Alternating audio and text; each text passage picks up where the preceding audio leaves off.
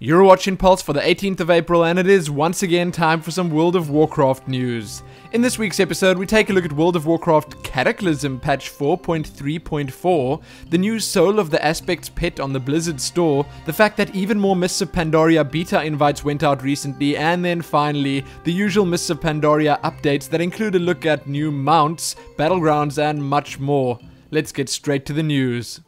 First up, World of Warcraft patch 4.3.4 is now live. With patch 4.3.4, there were two major additions, the first being that Blizzard has updated their customer support options in World of Warcraft, including a brand new interface for dealing with in-game harassment, naming violations, cheating, and much more. It does all actually seem quite handy to me. The second big thing to note here is the addition of battle tag support in the UI.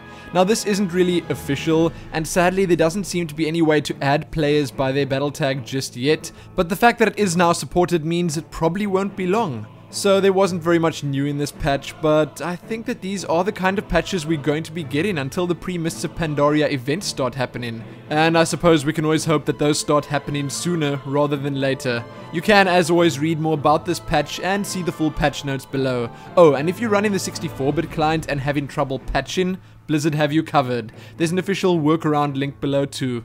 Lastly, there were a couple of hotfixes that hit right after this patch, one change for the Warlock, one item change, and a change to the inactive guild leader replacement system. Nothing too big, but you can also have a look at that below.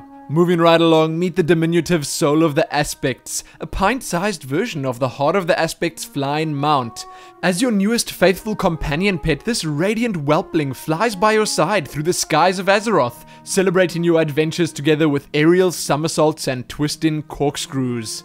Yep, that's about it. This cute little bugger is available right now on the Blizzard pet store, so if your Heart of the Aspects mount perhaps just wants a little friend, then you'd best pick this one up. Looking at the screenshots though, I have to say that it doesn't really look that little at all, which is probably a good thing. But I do honestly think that the model is super cool, and I can't wait to see what else Blizzard comes up with. If you are interested, you can check the post featuring it or its page on the Blizzard pet store out below and enjoy. So next, a few days ago, Blizzard initiated yet another new wave of 250,000 invites to the Mists of Pandaria beta test. Things were getting pretty crazy up in the beta last week with all the players joining, and they will no doubt get even more so now.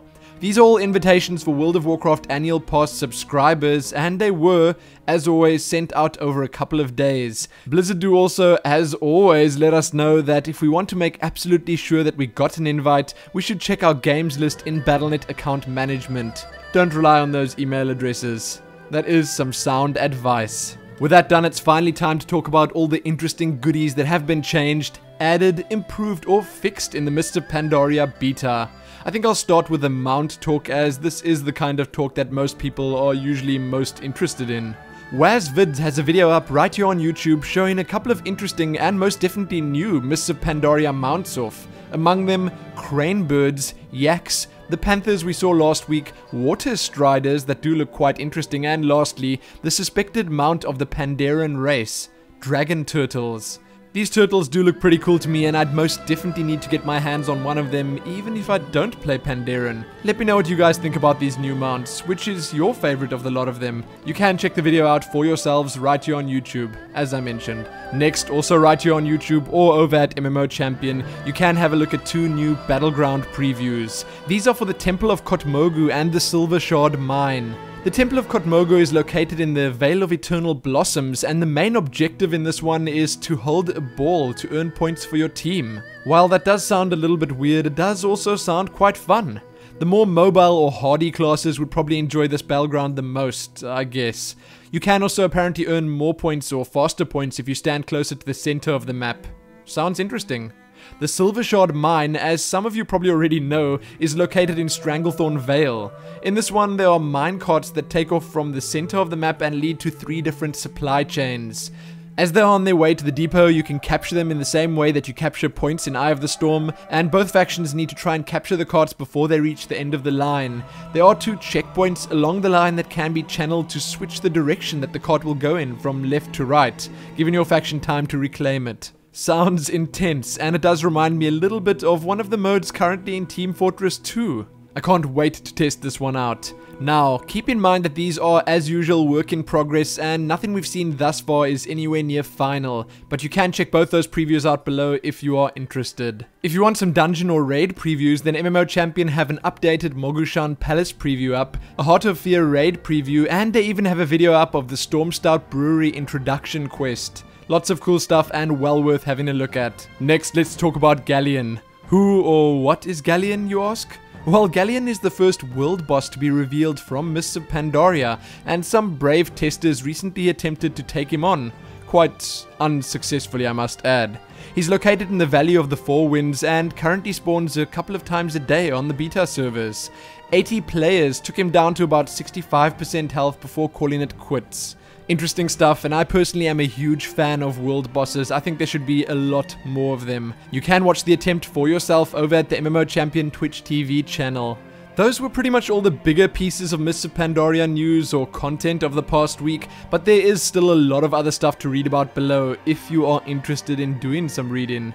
You can have a look at the usual zone previews, new models including a Datamined Monk challenge set, a whole bunch of UI improvements including a new specialization screen, items, class and spell changes, and much more. Check it out for yourself at your own leisure, but now though, let's move on to the World of Warcraft smalls. First up, over at the official site, Blizzard has an interesting post up titled Welcome Back, and this is pretty much just going to help players who accepted Scrolls of Resurrection recently to get back into the game. It just gives said players a quick primer on everything that's happened recently. Then you can read a quick battle tag update, which pretty much just tells you that you're getting a free battle tag change. Another Did You Know post, this one on the Blizzard music section.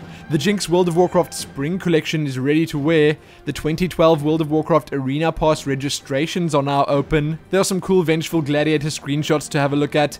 Then a very cool Cataclysm recap or video series has been posted that recounts players' dealings with Wrathion when they're trying to get themselves the legendary rogue daggers. The latest War College post is up, this one focusing on flag defense. There are some new comics and pieces of art to have a look at. And lastly, the next Leaders of the Horde and Alliance short story is up. This one focusing on Velen, and it's titled The Prophet's Lesson. Along with all of these smalls, there are also a couple of interesting blue posts below. Some on the Jeweled Panthers that we saw recently, and some on male Pandaren tails. Or the lack of tails on male Pandaren. Either way, quite interesting, but sadly that's all I have for you in the World of Warcraft news this week. Check back here soon for more, like the video and do all that other good stuff, and most importantly, happy Dragon Turtle Mount.